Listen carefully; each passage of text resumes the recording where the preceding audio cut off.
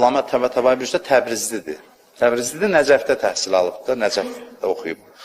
Deyir, gəldim Nəcəfə, heç kəsi tanımıram, qəribəm bu şəhərdə. Getdim Həzrət Əlinin zərihindən yapışdım. Dedim, ağa, mən bu şəhərdə qəribəm.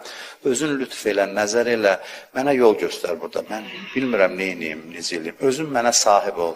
Özün mənə elə adamlar çıxart, gəlimdən tutsun, mənə kömək eləsin. Dua elədim, dirilə, duam ağzındaydı, bir nəfər çiynimə əlini vurdu. Çöndüm, baxdım, gördüm ki, bir ruhanidir. Sonradan bildim ki, Allamə Seydəli qazidir. Əlini vurdu çiynimə və birinci söz ki, mənə, sonra tələbəsi olurdu onun.